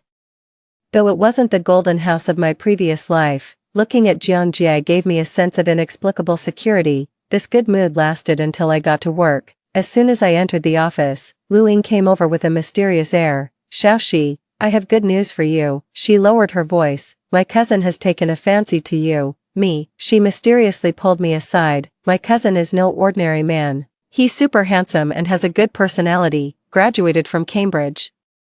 And his father is the richest man. Many wealthy heiresses have tried to get close to him, but he never cared. Yesterday, he suddenly asked me to set him up on a blind date with you. Lu Ying's eyes sparkled. Sister, your good days are coming. graduated from Cambridge, father is the richest man. A name suddenly popped into my mind, my face turned pale. I controlled my expression and declined as calmly as possible. I might have to apologize to your cousin. I'm not so fortunate, I'm married. Luing didn't believe it. We've been colleagues for a year, and you've never even mentioned a partner. How could you suddenly be married? Really, we've registered. We haven't had the wedding yet, but I'll send you an invitation when we do. I smiled. I have classes soon. I better head to the classroom. After saying that, I quickly left. Not until I stepped out did I feel like I had lost all my strength. Suche. He wasn't supposed to appear at this time in my last life. Why did he show up so much earlier, and how did he know I was teaching at the same school as Luing? My hands and feet turned cold. I comforted myself. In this lifetime, I'm already married. I already have Jang Jia. I will definitely not make the same mistakes again. Suche's premature arrival definitely affected my mood. I was distracted all day. My right eyelid kept twitching. It felt like something was about to happen. Sure enough, just as I was leaving school after work, I saw a black car parked at the gate. The car emblem was conspicuous. Seeing me, the man in the car stepped out, holding a bunch of roses. Miss Chen, he called out to me, introducing himself with a smile. Sorry to disturb you. I am Suche, Lu Ying's cousin. Outside, the school was filled with students and parents picking up their children. Suche's bouquet of roses was both striking and bold. Some people recognized me and began to lead applause. They cheered, urging me to accept him. My face turned pale. What do you want? Don't be nervous. I just wanted to get to know you, Suche said with a slight smirk. I happened to see you once while waiting for Luing and took an immediate liking to you. So today I came uninvited. Don't feel pressured. Just think of it as making a new friend. Even though Suche acted convincingly, I still sensed a hint of madness in his eyes. Feeling helpless, I suddenly spotted Jang Jia in the corner. He was straddling a beaten-up motorcycle, a cigarette dangling from his lips, and he was glancing at me with a detached air. It was as if a drowning person had finally spotted a lifeline, and I rushed towards him. The familiar scent of motor oil on Jang Jia helped me regain my composure. I turned to Suche and said, I've already explained to Luing that I'm married. Suche clearly didn't expect that I was married. His smile froze. His gaze drifted to Jang Jia, and a flash of hatred appeared in his eyes. He masked it quickly, but I caught it sharply. But why hatred? This was his first time meeting Jang Jia. Why would he feel hatred? Suche quickly masked his expression and adjusted his mood. I was presumptuous, not having looked into Miss Chen's personal circumstances beforehand. Since I've already bought the flowers, I won't take them back. Let me just wish you a happy marriage. Then he extended them towards me. Flowers for a beautiful lady. I hope your husband doesn't mind. Before I could speak, Jang Jia suddenly laughed. Who says I don't mind? He looked at Suche. I'm petty and can't stand seeing my beautiful wife accepting gifts from someone else. After saying that, Jang Jia placed a pink helmet on my head, put it on. Looking at the brand new helmet, I inexplicably felt better. I couldn't help but ask, did you buy this especially for me? Picked it up from the trash. I grinned. Next time, can you pick up a blue one? I like blue. Jang Jia raised an eyebrow, pretending to take the helmet back. I hurriedly tightened it and tapped my finger on it twice. Does it look good? Jang Jia's eyes twinkled with amusement as he pulled down the front visor of the helmet. Then he said, idiot. Turning around, Suche had already left. After today's incident, everyone knew my husband was a mechanic. During the break, I overheard a few teachers discussing, he may be handsome, but he still ended up with that kind of husband. Did you see his motorcycle? It's so beat up, sounds like a tractor. Then everyone burst into laughter. Seeing me enter, someone deliberately asked, Xiaoxi, where does your husband fix cars? My husband just bought a Mercedes. We'll bring it to him for maintenance to support his business. Sure. I'll send you the address later. Luing couldn't stand it anymore and dragged me out of the office. Are you out of your mind? They're mocking you to your face, and you don't talk back. You're attractive and have a decent job. Why would you settle for? Luing paused, then spoke frankly. Don't take this the wrong way, but you were just deceived fresh out of college. You always think love can outweigh the need for bread, but you'll regret it later. Honestly, consider my cousin. He doesn't mind that you've been married before. Luing, that's a nice bag. I interrupted Luing, my gaze landing on the Hermes on her desk. Is it new? Luing paused, her face flushing slightly. Yeah, Luing is just a salaried worker. It was clear who gave her the bag and why. I didn't press further. My husband and I are doing well. How we live our lives is our business. Let's not talk about him anymore. I don't like it. That day after work, Jang Jia surprisingly didn't come on his motorcycle. Where's your bike? I sold it. Jang Jia didn't elaborate, just hooked up the corner of his mouth and said, let's go. He pulled me along, but in a different direction than usual. I wasn't sure what Jang Jia was up to, but after walking about a few hundred meters, we stopped near a residential area close to my school, 3rd floor. Let's go up and have a look. I had a hunch but couldn't quite believe it, reluctantly. I made my way to the 3rd floor where the door of the middle apartment was wide open. Stepping inside, I found a cozy 2-bedroom apartment. It was small, but the decor was exceptionally warm. The curtains, the color of the sky, fluttered slightly in the breeze. The setting sun poured through the window, filling the room with a golden glow. He remembered I liked blue. I can't describe how I felt. I've lived 2 lifetimes. In luxurious villas and in rundown bare shell buildings, but at that moment, my heart seemed to be filled with joy. You sold the motorbike to rent this place. Homes in the school district, though old, were not cheap. Jang Jia's finances probably couldn't cover the hefty rent, not mentioning the motorcycle. He simply said, it's close to your school, makes commuting easier. Besides, the other place didn't have hot water. You couldn't have handled that. Before he could finish, I turned and hugged Jang Jia's waist, taken aback by my sudden embrace. He paused for a moment before his arms wrapped around my back. All right, it's not time for tears yet. Cry for me tonight, okay? It wasn't serious. That night, Jang Jia indeed made me cry, and as he held me, he kissed the corner of my mouth, his face radiating contentment. My wife was right. A double bed is indeed much better than a single. We should have moved earlier. When did I ever say that? I held back, resisting the urge to kick him out. The next day, a weekend, Jang Jia and I had planned to go get some things from the old bare shell house, but in the afternoon, Jang Jia hadn't returned home. I might not make it today. There's some trouble at the factory. He called to tell me. I didn't think much of it. Then I'll go alone. It wasn't much, just a suitcase. Jang Jia's place was in disarray, and I didn't catch his response before hanging up. Jang Jia never used to let me go there alone. The situation arose mainly because there were too many workers around, and Jang Jia always felt unsafe. However, since it was broad daylight, picking something up seemed harmless. Unexpectedly, as soon as I entered the room, 3 or 4 workers followed me in. Is the young lady living here by herself? A chill ran through my heart. Who are you? Get out. We work here. How can we just leave? The leader among them laughed. We've seen you hanging around here like a man, having quite the wild time. How about you join us for some fun? The room was too empty, and I couldn't find anything to defend myself with. Gritting my teeth, I turned and ran towards the outside. The man reacted quickly, grabbing my hair and throwing me to the ground. You have a nice figure. I've been craving you for a long time, waiting for today. As he spoke, he pressed down on me. I struggled desperately, screaming wildly. Just as his hand was about to touch my clothes, the door was suddenly kicked open. The man on top of me was struck and fell to the ground. The other 2 workers moved to help. I'm the developer of this place. Are you sure you want to mess with me? The 3 men looked at each other, assessing the truth of that statement. After a moment, they cursed and ran off. Suche took off his suit jacket and covered me with it, then spoke to his assistant standing by.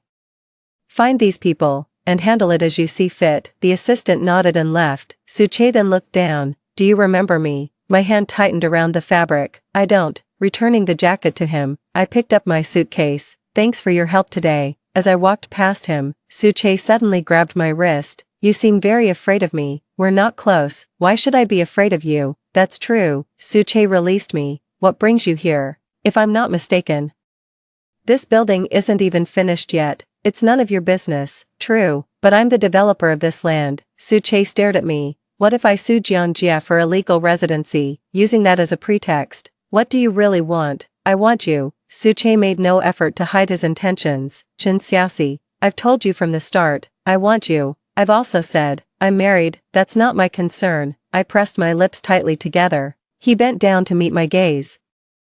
That man can't give you the life you desire. You're a pearl that shouldn't be gathering dust in his hands. It's your choice whether you want your man to end up in jail, or to live a superior life with me. I tightened my grip on my suitcase and turned to leave. This time, Suche didn't stop me, until I was out of the neighborhood. Only then did I realize my whole body was trembling uncontrollably, 3 workers following me inside. And Suche's timely heroic rescue. I simply couldn't believe this was all a coincidence. Living this life again, Suche was still the same, anything he desired, he would stop at nothing to obtain. I called Jang Jia several more times. No one was answering on the other side. It wasn't until the sky began to darken that I sensed something was amiss. Since our marriage, Jang Jia had never come home this late. I rushed directly to the factory where he worked. The place was in complete disarray. I stopped an uncle who was cleaning. "Do you know where Jang Jia is, little Jiang?" "He's gone to the hospital." I was stunned, wondering why he would be at a hospital. The uncle shook his head. "It's a misfortune. He encountered some unreasonable thugs." By the time I got the address and arrived at the hospital, Jang Jia was already being wheeled out of the examination room. His face bore 2 streaks of blood, and his right arm was secured with a plaster cast. His muddy clothes were spotted with red. My tears couldn't be held back any longer. "Jang Jia, why are you here?" He walked over and wiped my face with his other hand. There, I'm not dead, am I?" No need for tears, even at a time like this. He still spoke so lightly. I felt a bit annoyed and was about to speak when I suddenly heard someone exclaim, "Holy shit, brother Jia, your wife is gorgeous, like a fairy." Then he muttered, "No wonder you don't hang out with us at night anymore. If I had a wife this beautiful, I wouldn't go out either." It was then that I noticed a young man standing behind Jang Jia. He was young and staring straight at me. His gaze was clear, making him hard to dislike. His frank compliment made me somewhat embarrassed, yet Jang Jia, in a good mood, curved his lips and said, "Stay away from my wife." After asking the doctor and learning that besides a minor fracture in the right hand, all other injuries were superficial, I felt somewhat relieved. "How did you get hurt like this?"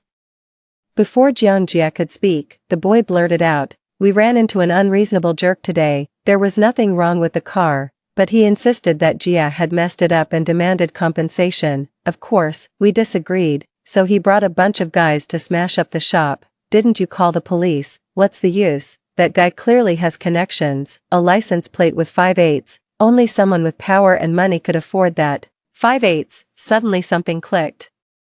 "What kind of car was it?" "A black Hummer." The boy continued to sigh. "Now that we've angered such a big shot, what are we going to do, Jia? Do you think the boss will hold this against us?" I didn't catch what was said next. All I could see was darkness before my eyes. It was Suche again. Suddenly, a hand grabbed my cheek. I winced in pain and looked directly into Jang Jia's teasing eyes. Seeing his carefree demeanor, I felt puzzled. "Aren't you worried?" "Worried about what?" "About, you know, what comes next." Jang Jia scoffed. "Worst comes to worst, I'll just quit. What can they really do to me?" Then he smirked. "Besides, I still have my wife to support me. 3,000 a month, handing over my salary, right?" He was referring to when I proposed to him. My cheeks flushed again. With a soft I said, "I'll give you all my money." Jang Jia flicked my forehead with his finger and called me a fool. Jang Jia was fired. I overheard the garage owner on the phone with him saying, "I'm sorry about this, but the other party is too influential, and I'm powerless." Jang Jia, smoking a cigarette, was expressionless. After hanging up the phone, he called out to me, "Wife." I thought he was going to discuss his dismissal with me. Just as I was thinking about how to comfort him, he said, "I think I smell bad, help me take a bath." I was puzzled. Looking up, I saw no signs of dejection in Jang Jia. And now a bath. My face turned a deep red. "Why do you always think about these things?" "What things?" Jang Jia raised an eyebrow. "I just need help with the bath water because I can't get my right hand wet due to the cast." Then he whispered in my ear, "Or, do you have other ideas? Speak them out. Even if it costs me an arm, I'd go to great lengths to satisfy you." Annoyed and embarrassed, I forgot about his unemployment and stormed off to the bathroom. I could still hear his cheerful laughter behind me. However, during the bath, Jang Jia noticed something that happened to me during the day. His hand gently gripped my neck, and he frowned. "What happened here?" Only then did I notice the blood mark and several clear scratch marks on my neck, likely from struggling earlier in the day. I hastily covered it with my hair. "It was an accident," Jang Jia scoffed. "You accidentally choked and scratched yourself." Unable to hide it, I confessed. "I went to the unfinished building to get something and someone followed me." Seeing Jang Jia's face darken instantly, I quickly explained, "But nothing bad happened, someone saved me." Jang Jia didn't respond, we stood frozen in place. In the cramped bathroom, the steamy mist faded, and a chill brushed against our skins.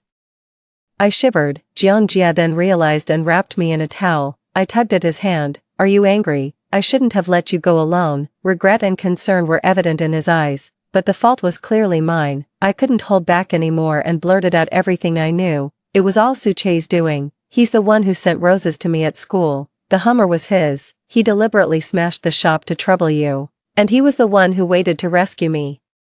He even knew where we lived and said he would sue you. I don't know why he's so fixated on me. I'm sorry. It's all my fault. If it weren't for me, I couldn't continue and broke down sobbing. I wanted to cry out all the grievances of my past and present. I never provoked Suche. Why won't he let me go? Seeing my distress, Jang Jia wiped my face with a towel. Why do you always shed tears so easily? Aren't you mad at me? Mad at you for what? For being beautiful. For having a charm that thieves can't resist on the street. How could he? His words dissipated the heavy emotions I felt, and I sniffled. Jang Jia, do you regret it? I asked. Regret what? Marrying me. Instead of answering, Jang Jia countered. What about you? Do you regret marrying a mechanic who had nothing and now has even lost his job? I shook my head vigorously. If my wife doesn't regret it, why should I give a damn? He replied. A smile touched the corners of Jang Jia's eyes.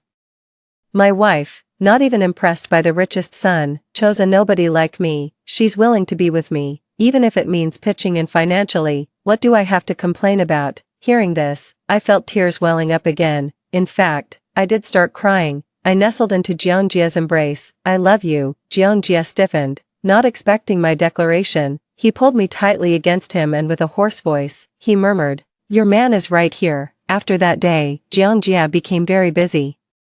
Despite being jobless, he was out early and came back late every day. I didn't know what he was up to, but it was probably also because he was shaken up by something that had happened to Suche. Even though we moved next to the school, he insisted on picking me up and dropping me off every day. Just stay with the other teachers at school and don't wander around. Got it? I felt like laughing. I'm not a kindergarten kid. I'm not that fragile. Jang Jia grinned, but you are to me. Lately, though. Jang Jia's social obligations seemed to have increased. Sometimes, when he couldn't make it, he asked a colleague he met at the hospital to help out. Feeling embarrassed, I told the guy, it's just a short distance, I can walk on my own, don't bother next time. That won't do. The guy grinned. I've sworn to complete the task Jang Jia gave me. Besides, a fairy like you needs to be looked after. Unable to persuade the guy, I turned to Jang Jia. Keep this up, and everyone will start calling you a henpecked husband. Jang Jia didn't seem to mind and retorted, I love pampering my wife. What's it to them? It left me both crying and laughing. Then, one day at work, Lu Ying pulled me aside, looking all secretive, and showed me her phone. Isn't this your husband? I looked and saw Jang Jia drinking with a woman who was strikingly beautiful. Besides Jang Jia, there were 4 or 5 men around the woman. The room was dimly lit, and Jang Jia's expression was unclear, but it was indeed him. My friend snapped this at the bar, and I thought the guy looked like him. Lu Ying said, watching me closely. I heard he got fired from the garage and now he's just a thug. Look at him, reduced to entertaining women for drinks. Is this your so-called true love? You better watch out. Don't catch any diseases. Are you done? I asked, my face darkening. Lu Ying, you keep badmouthing my husband, taking photos, and stirring up trouble to push us toward divorce. You know very well what your intentions are. What exactly did Suche offer you to? Just because I don't say anything doesn't mean I don't understand. From now on, unless it's about work, please don't come to see me alone. After saying this, I walked into the office. A little while later, Lu Ying entered. Her eyes were red. I faintly heard some colleagues comforting her, suggesting that I was ungrateful. That evening, Jang Jia came home very late. You just got back? Yes, I sniffed. You've been drinking. Jang Jia playfully rubbed his face against mine. Are you annoyed with me? Huh. I dodged with a laugh, and Jang Jia pulled me into his arms, sighed deeply. You've had it tough these days. I hugged him back and shook my head. The next morning, I noticed a scent of perfume on Jang Jia's shirt. There was a faint lipstick mark on the cuff. Thinking of the photo Lu Ying showed me, my heart felt sour. If possible, I would rather Jang Jia were just a mechanic. Days went by like this, but I never expected that one day, I would actually catch Jang Jia with another woman. That day I was out shopping with some fellow teachers. We passed by an expensive Western restaurant. I don't hit women. It was just an accident, my legs are long. I accidentally knocked over the table. I burst out laughing. I'm not blaming you. Jang Jia breathed a sigh of relief. His lips twitched as he took my hand. Shall we go home then? It was only when we got home that I learned that Jang Jia had been dealing with Su Che's sister these days. Her sales job was just a cover. She actually wanted to get close to his sister. Jang Jia scoffed. Su Jia, she's quite wild, especially likes young men. And has done plenty of ridiculous things privately. I got close to her recently, reached out to their dark connections, and got a lot of information. They sold everything to their rival company. It's expected to make the headlines tomorrow. Although it's not a significant event, it's enough to throw the Su family into chaos for a while. With the Su family busy cleaning up their mess, Su Che probably won't have time to bother you. You did all this just to keep Su Che off my back. In a few days, I might need to go to Shenzhen. I won't be at ease if I don't block Su Che's path. Hearing that Jang Jia was leaving, I immediately felt reluctant to let him go. Why are you suddenly going out? How long will you be gone? Maybe a week or so. If this trip goes well, I might have to travel frequently in the future, so. What Jang Jia was actually busy with all this time was a transport company. I got to know some routes while fixing cars, rented a few trucks to start with some runs. I didn't know much at first and had to do everything myself. He rubbed my head vigorously. Wait for me to come back. On the day Jang Jia left, I still slipped my bank card into his pocket. It contained 70,000 yuan. All the savings I had amassed over the years, my entire fortune. I left a note. You should always carry money when you're outside. The pin is our birthdays. Come back safely. After Jang Jia went on his business trip, the affair concerning Su Jia indeed hit the headlines. Manipulated by others, it even dragged out other issues. A major scandal among the elite, sparking fervent public discussion. Su Che, stretched too thin, indeed did not show up again. My days became easier. At the end of the term, the selection for outstanding teachers began. Each school had only one spot. Based on preliminary research, the school had planned to nominate me, but on the day the results were announced, the name listed was Lu Ying. The school leadership was in a difficult position and talked to me, saying it was directed from above. Everyone understood the underlying reasons. Leaving the principal's office, I saw Lu Ying. Since the photo incident, we had little contact. Lu Ying hummed lightly beside me and walked past without saying anything. Initially, this didn't cause any ripples in my heart, but later that night, while video calling with Jang Jia, I couldn't hold back my grievances. I pouted, trying hard not to cry. Jang Jia noticed something was off. What's wrong? Not wanting to worry him, I said. Just watched a movie that made me feel choked up. Jang Jia chuckled. Silly. After hanging up, I vigorously slapped my own face, mocking myself for regressing. In my previous life, my father was wrongfully imprisoned. My mother was driven to severe illness, and I never shed a tear. Yet now, over such a trivial matter, I ended up crying in front of Jang Jia. In the middle of the night, just as I was dozing off, I suddenly heard the sound of the door lock. My heart tightened, worried it might be Su Che causing trouble. I picked up a baseball bat and stood behind the door, waiting. The next second, the door opened. I swung the baseball bat. The person seemed prepared, caught it with a countermove. And then I heard a familiar teasing voice. What? Keeping a lover outside, ready to murder your own husband? Surprised. Honey, how did you come back? My wife is feeling down. As her husband, I should be at home with her. How did you know I was feeling down? I'm not clueless. Did you really think your acting could fool me? The tears I had been holding back fell once again. Jang Jia sighed. Such a crybaby. Jang Jia came back just for one night and left early the next morning on the high-speed train. I didn't want him to go. He kissed my forehead. I've already registered the company in Shenzhen recently. You can come and see me during the summer break. I nodded vigorously and began to count the days on my fingers. Half a month passed. School was out. I couldn't wait and bought a ticket to Shenzhen. It was only when Jang Jia drove me to his company that I realized it was different from what I had imagined. I thought Jang Jia was just involved in regular transportation, managing a few trucks, but when I actually saw it, I realized it was a logistics company integrating e-commerce and express delivery services. It wasn't very large, but it had already taken on a lot of business. I was so surprised I couldn't speak. How did you come up with this idea? I remember in my previous life, Jang Jia never came to Shenzhen. He was just an ordinary mechanic, later recognized by a foreign enterprise boss and jumped to a multinational automotive group. Then he left to lead his own research and development team, specializing in chip development. That's where he made his first pot of gold. Gradually, the business of automotive chips grew larger, and now, Jang Jia's fate has changed because of me. He left the repair shop earlier than planned and never had the chance to meet that boss.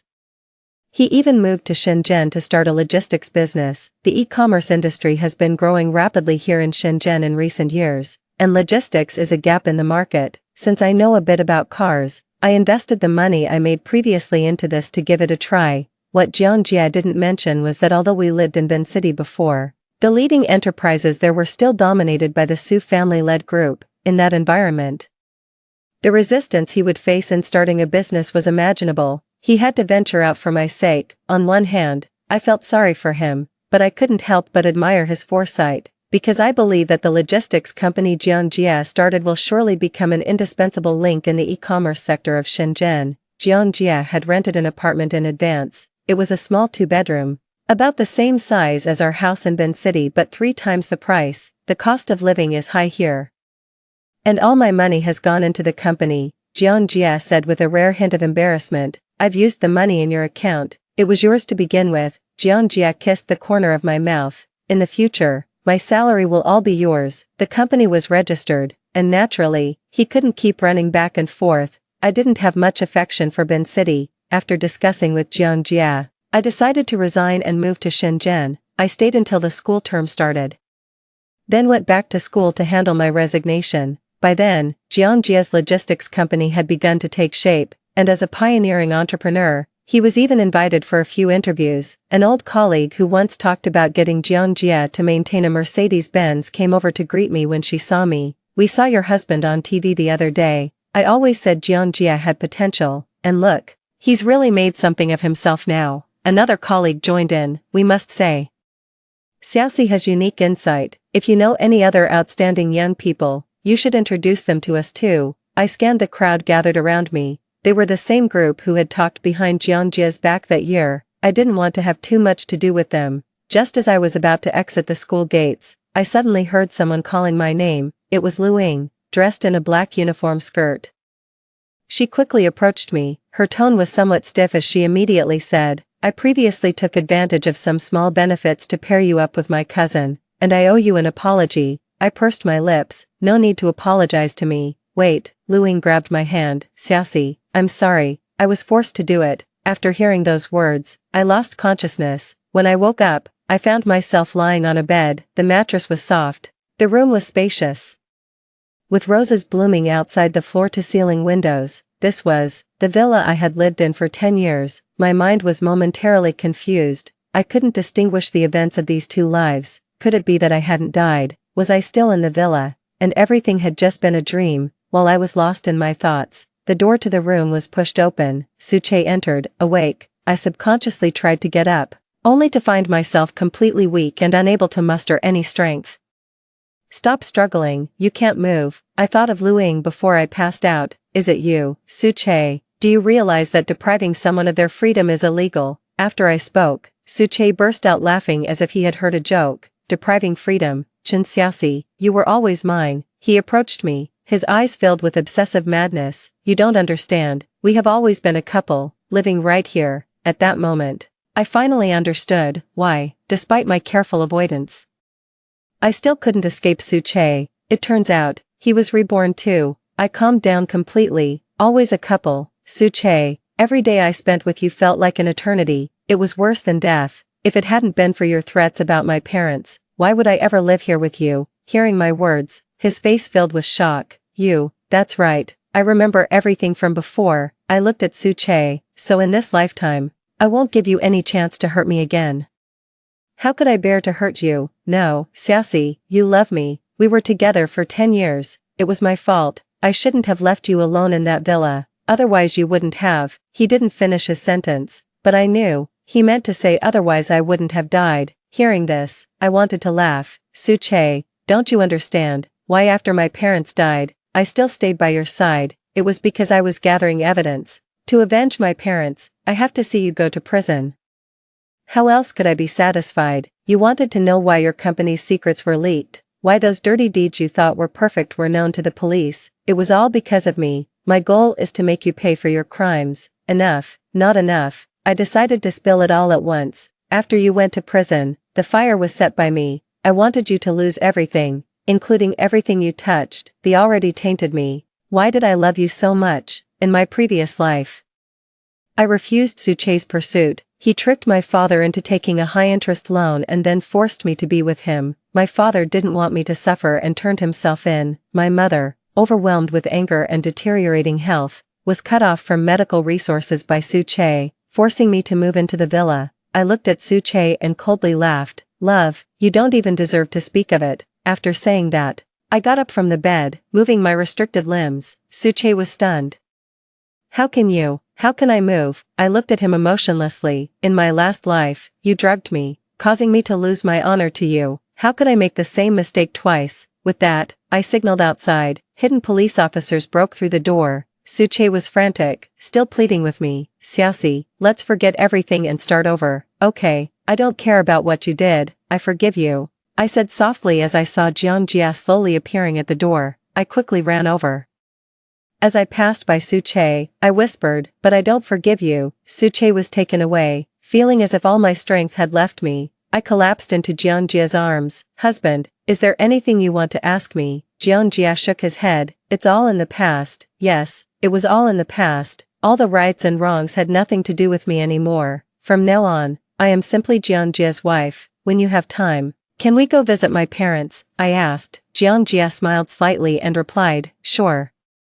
From the first day of my rebirth, I found an excuse to have my parents leave Bin City and return to their rural hometown. They retired early, and life was quite comfortable. They didn't know about my marriage to Jang Jia, and I didn't dare tell them. During the new year, Jang Jia brought lots of goods to my parents' house to celebrate the new year and, incidentally, to ask for their blessing for our marriage. In March of the same year, we finally held our wedding, having lived 2 lifetimes.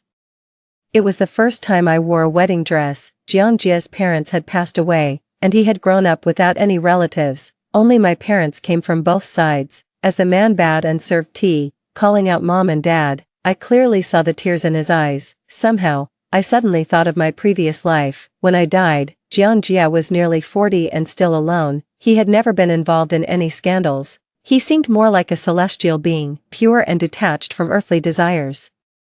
If you hadn't married me, what kind of wife would you have looked for? I couldn't help but ask Jang Jia that night. I don't know. Jang Jia pondered for a moment. Maybe I wouldn't have looked for anyone. I got used to being alone. Then why did you accept my proposal? Hearing this, Jang Jia seemed to reminisce. Something came to mind, and he smiled. He said, at that time, I thought having someone else would be nice. Moreover, a beautiful wife like you. I widened my eyes. So, were you swayed by my looks? Probably not, since you also had the bank card. Jang Jia tried not to laugh. I was tempted by the money, too. Seeing me pout, Jang Jia kissed me on the forehead. Thank you, wife, for giving me a home. No, it should be me thanking Jang Jia. Living twice, I finally found true love.